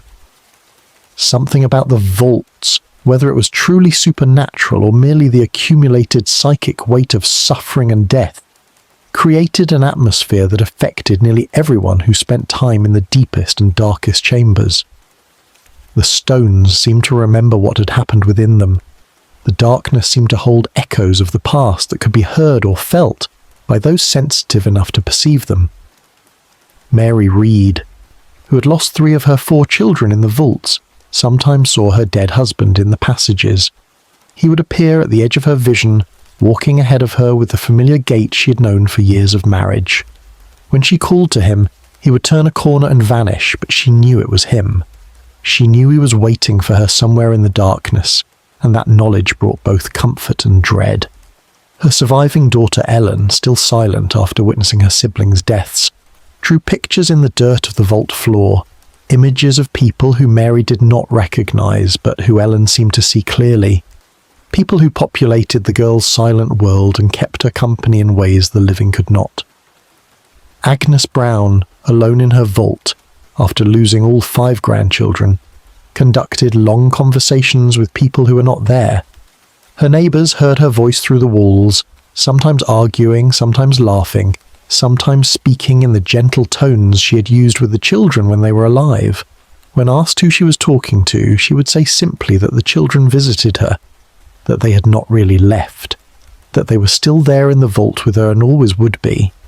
Whether this was madness or grief or actual supernatural contact, no one could say with certainty, but Agnes seemed comforted by these conversations and continued them for the rest of her life. The haunted chambers became part of the vault's geography, locations to be avoided or approached with caution depending on one's beliefs and desperation. Some vault dwellers claim these spaces for themselves, reasoning that fear kept others away and therefore made the chambers more private and secure. They learned to ignore the sounds and sensations that frightened others, or perhaps they became accustomed to them, or perhaps they lied about their experiences to maintain their claims to desirable territory. Children, as children often do, made games of the hauntings. They dared one another to enter the most notorious chambers, to spend time in the darkness alone, to call out to the ghosts and see if they answered. Some claim to have made contact with spirits, to have received messages from the dead, to have witnessed full apparitions that communicated through gesture or whisper. Adults dismissed these claims as childish imagination, but they also remembered their own childhoods and the line between imagination and reality that sometimes blurred in extreme circumstances. The stories spread beyond the vaults, reaching the streets above and the taverns where workers gathered after long days of labour. The vaults beneath South Bridge developed a reputation throughout Edinburgh as haunted places, sites where the veil between living and dead was thin, where those sensitive to such things could encounter presences that should not exist. This reputation kept some people away from the vaults, but it also attracted others, those who sought proof of life after death, or who wished to test their courage against supernatural fears. Occasionally, groups would descend into the vaults on expeditions, carrying lanterns and bottles of courage, determined to experience the hauntings for themselves. They would navigate the passages, calling out to spirits, demanding manifestations, treating the vaults as though they were curiosities rather than homes. Vault dwellers learned to recognize these expeditions and either avoided them or charged fees for guided tours to the most haunted chambers. Agnes Kerr saw opportunity in this new form of tourism and occasionally hired herself out as a guide, embellishing stories and creating effects that would satisfy customers' expectations while separating them from their money. But beneath the commercialization and the skepticism and the rational explanations, something remained in the vaults that defied easy categorization. The darkness held weight there, a presence built from accumulated suffering and death and fear that had been concentrated in those chambers for decades. Whether this presence was truly the ghosts of those who had died underground, or whether it was simply the psychological residue of trauma made tangible through collective belief, hardly mattered to those who experienced it. The vaults were haunted, if not by literal spirits, then by history itself, by the knowledge of what had transpired in the darkness and could not be forgotten or forgiven. The haunted chambers stood as testimony to what the city had allowed to happen beneath its feet, to the lives that had been lived and lost in conditions that should never have been tolerated. They were monuments to neglect and suffering, shrines to the forgotten dead. And they would remain so long after the last living vault dweller had departed, long after the chambers had been sealed and the city had tried to forget that such places had ever existed. The stones remembered, the darkness held its secrets, and those who ventured into the deepest vaults would find, if they were sensitive enough to perceive it, that the past was not truly past but remained present always, waiting in the shadows for those who would bear witness to its truth. Chapter 9. The Sealing. The decision to close the vaults came gradually, without any single moment of official determination, without any proclamation from the city authorities that these chambers would no longer be tolerated or permitted. Rather, the closing happened through a process of abandonment and neglect that stretched across decades, a slow suffocation of the underground city that left no clear record of when it ended or why. By 1860, the vaults beneath South Bridge had ceased to function as a residential community, though precisely when the last family departed remained unrecorded in any official document. The factors that led to abandonment were numerous and interconnected. The cholera epidemics had reduced the vault population significantly and had created a fear of the underground spaces that never fully dissipated. The stories of hauntings and supernatural occurrences made the vaults less attractive even to the desperate. But more fundamentally, the city itself was changing in ways that made the vaults less necessary as refuges for the homeless poor. New housing stock was being built in Edinburgh's expanding suburbs, tenements that were poorly constructed and overcrowded, but which at least offered windows and access to daylight. The city's poor laws were being reformed, creating workhouses and institutions that, however grim, provided alternatives to living underground. And public awareness of the conditions in Edinburgh's worst slums was increasing, driven by reformers and journalists who documented the poverty and squalor that existed in the heart of what claimed to be an enlightened city. The vaults, as they became known to the wider public, represented an embarrassment that the city preferred to eliminate rather than improve. The process began with the sealing of the most damaged and dangerous chambers, vaults where the ceilings had begun to collapse, where water stood permanently several inches deep, where the structural integrity of the bridge above seemed compromised. These were filled with rubble and their entrances bricked up. The work was done quietly, without much announcement, often during hours when vault dwellers were likely to be elsewhere. Families would return to find their homes inaccessible, their possessions trapped behind new walls, and no explanation provided beyond the statement that the chambers were unsafe. Agnes Kerr's tavern closed in 1858, not because authorities shut it down, but because Agnes herself finally acknowledged that the business could no longer sustain itself. Her customer base had dwindled as the vault population declined. The passages leading to her establishment had become so damaged by water and neglect that navigation required knowledge and determination that discouraged casual visitors. And Agnes was aging, her health compromised by decades of breathing damp air and working in darkness, her energy insufficient to maintain the multiple enterprises she had once operated with such efficiency. She moved her operations above ground, opening a small tavern on the Cowgate that served much the same clientele she had served underground, but which at least had windows and a door that opened directly onto the street. She never spoke much about her years in the vaults, treating them as a chapter of her life that had closed and required no further examination. When she died in 1865, her obituary in the Edinburgh Evening Current made no mention of her underground business or her role in the vault economy, describing her only as a tavern keeper of long standing who had served the working people of the Cowgate with dedication. Dr. MacLeish continued his work in the vaults longer than most, maintaining his practice in his underground chamber even as his patients became fewer and the passages more treacherous. He had devoted decades to serving the vault community, and he seemed unable or unwilling to abandon them while any remained. But in 1859, he suffered a fall in one of the passages, breaking his hip and lying in the darkness for hours before being found. The injury left him unable to navigate the stairs and uneven floors that access to the vaults required. He moved to a room on the second floor of a tenement on the Cowgate and tried to continue his practice from there, but his patients from the vaults either could not find him or had departed themselves. He died within a year of pneumonia according to the death certificate, though those who had known him said he died of purposelessness, of being separated from the work that had defined his life. Mary Read and her daughter Ellen were among the last families to leave the vaults. They had lived underground for more than 20 years, long enough that Ellen, who'd been born above ground, had no real memories of any other life. The vault had become the only home Ellen knew, and Mary had become so accustomed to the darkness that daylight hurt her eyes and made her anxious. They might have stayed indefinitely, but in 1861, city workers arrived and began bricking up the entrance to their section of vaults without warning or explanation. Mary pleaded for time to gather their possessions, and the workers, not unkind, allowed her several hours to carry out what little they owned.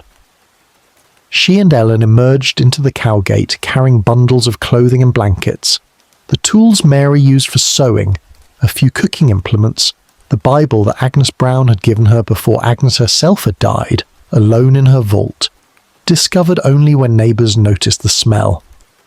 They stood in the street, blinking in the afternoon light, with nowhere to go and no plan beyond the immediate moment. A woman who ran a lodging house nearby took pity on them and offered them space in exchange for Mary's help with laundry and cooking. It was not charity exactly, but it was enough to prevent them from having to sleep rough.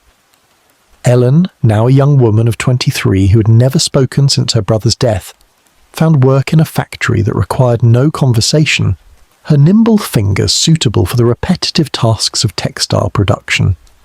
They survived, as they had always survived, though Mary never stopped dreaming of the vault, never stopped seeing in her sleep the stone walls and the dripping ceiling and the small fire that had been their only source of warmth and light. The last vault dwellers departed throughout the early 1860s, either voluntarily or because the city forced them out through the ongoing process of sealing entrances and declaring chambers unsafe. By 1865, the vaults beneath South Bridge were largely empty except for rats and water, and the darkness that had always been their most permanent resident. The doors that had once opened onto the cowgate were bricked up. The windows were covered with boards or filled with rubble. The stairs that had provided access were blocked or torn out entirely. But the closing was incomplete and haphazard. Some vaults remained accessible through passages that had been overlooked, or through entrances that had not been properly secured. Homeless individuals still used these spaces occasionally, breaking through weak spots in walls or descending through gaps the city had failed to seal. The vaults never became completely abandoned, never achieved the total closure that the city may have intended. They simply became less inhabited, less known, less acknowledged. The city made little effort to document what had existed in the vaults, or to preserve any memory of the community that had lived there. No survey was conducted of the chambers or their conditions. No interviews were recorded with former vault dwellers about their experiences. No memorial was erected to acknowledge the hundreds of people who had lived and died beneath South Bridge. The vaults were treated as an embarrassment best forgotten, a dark chapter in the city's history that deserved no commemoration or study. Above ground, life continued with barely a pause to mark the passing of the underground city. South Bridge remained one of Edinburgh's main thoroughfares, carrying traffic between the Old Town and the southern districts just as it had since its completion in 1788. The shops along the bridge operated their businesses without thought for the chambers beneath their floors. The pedestrians who walked the street had no idea that below them lay dozens of vaults that had once housed families and taverns and businesses, that had witnessed births and deaths and all the small struggles of human existence conducted in darkness. The rubble that had been used to fill some vaults came from demolition projects elsewhere in the city, fragments of other buildings that had been torn down and had found their way into the underground chambers as anonymous fill. Stone that had once formed walls and foundations in homes where people had lived now mixed with the stone of the vaults themselves, creating an archaeological confusion that would puzzle later investigators. Everything was jumbled together. Layers of the city's history compressed and mingled without order or documentation. In some vaults, possessions left behind by former residents remained where they had been abandoned. Cooking pots and broken furniture, children's toys and scraps of clothing, the mundane debris of lives that had been lived in desperate circumstances. These objects lay in the darkness, slowly decomposing, or being buried under sediment carried in by water, creating a record of habitation that no one was present to read or interpret. The sealing of the vaults created its own mythology among those who remembered or had heard stories of the underground city. Some claimed the city had sealed the vaults with people still inside, bricking them up alive to avoid the trouble of forced evictions. This was almost certainly untrue, but the story persisted, fed by Edinburgh's history of treating its poor with callous disregard and by the knowledge that in darkness anything seemed possible. Others said that valuables had been hidden in the vaults before they were sealed, that criminals had used them as caches for stolen goods that now lay waiting for discovery. Some of these stories may have been true, though most were probably inventions designed to give treasure hunters reason to break through the sealed entrances. The bridge itself continued to require maintenance and repair, and workers who accessed the vaults for structural inspections would occasionally report strange findings. A vault full of bones that might have been human or might have been animal. A chamber where personal letters and documents had been left scattered across the floor, their ink faded but their words still legible. Fragments of other people's lives preserved by accident. A space that had clearly been used as a workshop, with tools still hanging from hooks and half-finished projects abandoned mid-construction. But these discoveries generated no systematic investigation, no effort to understand comprehensively what had happened in the vaults, or to document what remained there. The city preferred to let the underground chambers pass into obscurity, to treat them as merely structural elements of the bridge, rather than as historical sites that had played crucial roles in Edinburgh's social history. The sealing was not so much a definitive end, as it was a drawing of a curtain, an attempt to hide what had been and to move forward as though the vaults had never housed human beings at all, and so the chambers sat in darkness, sealed but not destroyed, forgotten but not quite gone. The city above continued its business, building and growing and transforming itself into a modern metropolis. The vaults remained beneath, silent and still, waiting in the dark for someone to remember, for someone to care enough to unseal the entrances and bear witness to what had been hidden there. Chapter 10. The reopening. The vaults lay sealed and forgotten for more than a century. Generations of Edinburgh residents walked over South Bridge without knowing what existed beneath their feet, without any awareness that the ground they travelled was not solid but hollow, that the bridge contained dozens of chambers where hundreds of people had once made their homes. The vaults passed out of living memory, becoming historical footnotes mentioned occasionally in academic papers about Edinburgh's architecture, or in passing references in books about the city's Victorian slums. But no one had seen the chambers themselves. No one had walked those passages since the final entrances had been bricked up in the 1860s. The rediscovery began in 1985, though the process had roots stretching back several years earlier. A former Scottish rugby internationalist named Norrie Rowan had established a business conducting historical tours of Edinburgh's underground spaces. The city possessed several networks of underground streets and chambers, remnants of the old town that had been built over as the city expanded upward and outward. These spaces had become tourist attractions, places where visitors could walk through preserved sections of 17th century Edinburgh that had been buried beneath later construction. Rowan had heard stories about the vaults beneath South Bridge, fragmentary accounts from elderly residents who remembered grandparents speaking of an underground city that had existed in Victorian times. The stories were vague and often contradictory, mixing fact with legend in ways that made verification difficult. But Rowan was intrigued by the possibility that substantial underground spaces might exist beneath the bridge, spaces that had been sealed but not destroyed, that might still be accessible if the right entrances could be found. He began investigating, examining the structure of South Bridge and searching historical records for any documentation of the vault's construction and use. The records were sparse. The original architectural plans showed the chamber spaces within the arches, but provided little detail about their dimensions or access points. City records mentioned the renting of vaults to tradesmen in the late 1700s, but fell silent about what had happened to those spaces afterward. Newspaper archives contained occasional references to the vaults in connection with crime stories or public health concerns, but nothing that provided systematic information about their extent or condition. Rowan's breakthrough came when he located an elderly woman who had lived on the Cowgate as a child in the 1920s and who remembered her grandmother speaking of the vaults. The grandmother had been one of the last vault dwellers, leaving in the early 1860s when the city had sealed the entrances. She had told her granddaughter stories of the life underground, of the cold and the darkness and the community that had formed in the chambers beneath South Bridge. More importantly, she had described the location of an entrance that might not have been completely sealed, a passage that connected to a cellar in one of the Cowgate buildings. Armed with this information, Rowan negotiated access to the cellar in question and began excavating. The passage had indeed been blocked, but the blocking was incomplete, filled with rubble that could be removed rather than bricked up solidly. Working with a small team, Rowan cleared the passage over several weeks, removing debris that had accumulated over more than a century.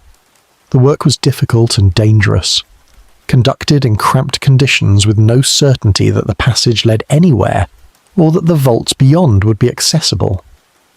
In August of 1985, Rowan and his team broke through the final barrier and entered the vaults. They carried electric torches, the first artificial light to penetrate those chambers in more than 100 years. What they found stunned them.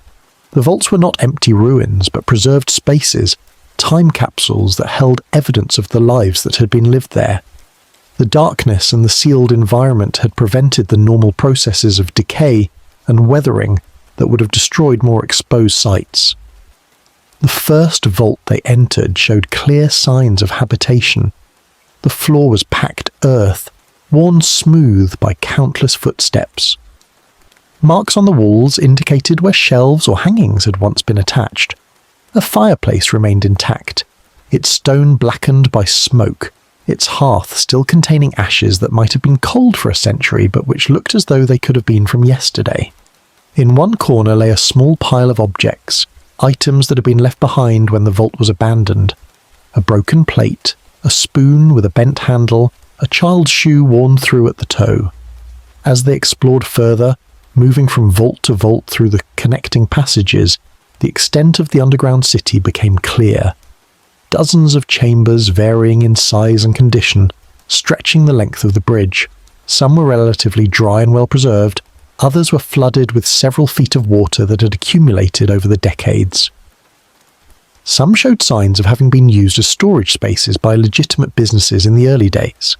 Others bore unmistakable evidence of having been homes, with fireplaces and partitions and arrangements of space that suggested family habitation. The artifacts they found were numerous and poignant. Bottles that had once contained medicine or whiskey, their labels long since deteriorated. Coins dating from the early to mid-1800s, dropped and lost in the darkness. Fragments of clothing, mostly rotted but with occasional pieces preserved enough to show their weaving and stitching. Children's toys, carved from wood or made from scraps of fabric and stuffed with straw. A doll's head, ceramic, staring up from the dirt floor with painted eyes that had seen things no doll should witness. In one vault, they found something that stopped them all. A section of the earthen floor had been dug up and then filled back in, creating a depression that had settled over time. The depression was roughly rectangular, approximately 6 feet long and 3 feet wide. A grave, almost certainly, though whether it had ever been marked or whether the body it contained had ever been recorded in any official death register was impossible to know. The city's poor, especially those who lived in the vaults, had often been buried informally when families lacked money for proper funerals. This might have been such a burial. Someone who had died underground and been laid to rest in the darkness where they had lived. The walls of many vaults bore inscriptions, scratches carved into the soft stone by people who had wanted to leave some mark of their existence. Names and dates, most of them illegible after more than a century, Rough drawings, childish figures, and simple images that spoke of boredom and the need to create something in an environment that offered little. Tallies, marks grouped in fives that might have been counting days or debts, or anything that required enumeration. Each inscription was a voice from the past, a small cry that said I was here, I existed, I mattered. Rowan and his team photographed and documented everything they found, creating the first systematic record of the vault since their closure. They measured the chambers and mapped their layout. They collected samples of artifacts for preservation and analysis, and they began the process of stabilizing the vaults, assessing their structural condition and determining what work would be needed to make them safe for regular access. The rediscovery attracted immediate attention. Archaeologists and historians recognized the vaults as a significant find, a rare example of a preserved urban poor environment from the 19th century. Most such spaces had been demolished or so heavily altered that little remained of their original character. The vaults, by virtue of having been sealed and forgotten, had been protected from the changes that usually destroyed historical sites. They offered an opportunity to study how Edinburgh's poorest residents had lived, to understand the material conditions of urban poverty in ways that written records alone could never convey. But the rediscovery also attracted controversy. Some argued that the vaults should be left sealed, that disturbing them was disrespectful to those who had lived and died there. Others worried that opening the vaults to tourism would commercialize suffering, would turn tragedy into entertainment for visitors who wanted a thrill without confronting the real implications of what they were seeing. These concerns were not without merit, and they sparked debates about how historical sites associated with poverty and death should be treated and interpreted. Rowan proceeded carefully, consulting with historians and archaeologists to develop interpretation strategies that would balance public access with historical integrity. When tours of the vaults began in 1986, they were conducted with an emphasis on education rather than sensationalism. Guides were trained to present the vault's history factually, to acknowledge the suffering that had occurred there without exploiting it for effect. The stories of Burke and Hare, the cholera epidemics, the families who had lived in the darkness, all were told with attention to historical accuracy and with respect for the people whose lives had been constrained by circumstances beyond their control. The vaults became one of Edinburgh's most popular tourist attractions, drawing visitors from around the world who wanted to experience this preserved fragment of the city's hidden history. Some came for the ghost stories, attracted by the vault's reputation as one of Scotland's most haunted locations. Others came for the history, wanting to understand how people had lived in such conditions and what their experiences revealed about Victorian urban poverty. And some came simply out of curiosity, drawn by the mystery of spaces that had been sealed for more than a century and only recently reopened to view. The archaeological work continued alongside the tours, with researchers conducting detailed studies of the artifacts and structures. They analysed the composition of the earthen floors, finding traces of materials that indicated what activities had occurred in different vaults. They studied the modifications that vault dwellers had made to the spaces, the fireplaces they had built and the partitions they had erected. They collected samples of materials for scientific analysis, learning about diet and disease and the environmental conditions that vault dwellers had endured. One discovery particularly moved the researchers. In a vault that had clearly served as a home for a family, they found a small cache of items that had been carefully wrapped and hidden in a niche in the wall. When unwrapped, the cache contained a few coins, a lock of hair tied with a ribbon, a small Bible with an inscription indicating it had been a gift, and a letter. The letter, written in a careful hand on paper that had survived remarkably well in its protected location, was addressed to "My dear children," and contained instructions about where to find certain relatives and how to contact them in the event that the letter's author did not survive. It was signed "Your loving mother, Mary Reed." Whether this was the same Mary Reed who had lost 3 children in the cholera epidemic and lived in the vaults for more than 20 years could not be determined with certainty, though the dates and circumstances matched. The letter itself was heartbreaking in its simple practicality, in the way it acknowledged the likelihood of death while trying to provide for the children's future. It spoke to the precariousness of life in the vaults, to the knowledge that survival was never guaranteed, and that preparations had to be made for every possibility. The letter was preserved and became part of the museum collection that was eventually established to house artifacts from the vaults. The reopening of the vaults gave voice, in a sense, to people who'd been voiceless in their own time. The vault dwellers had left few written records, had appeared in official documents only as statistics or as subjects of concern for public health officials. Their stories had been largely untold, their experiences unrecorded except in the most fragmentary ways. The physical evidence preserved in the vaults provided testimony that words had not, creating a record of daily life and struggle that was more eloquent than any contemporary account could have been.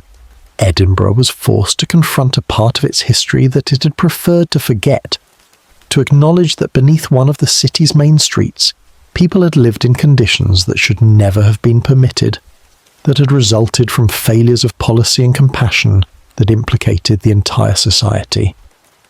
The vaults became not just a tourist attraction or an archaeological site, but a memorial, a place where the forgotten dead could be remembered, and where their experiences could inform present understanding of poverty and social responsibility.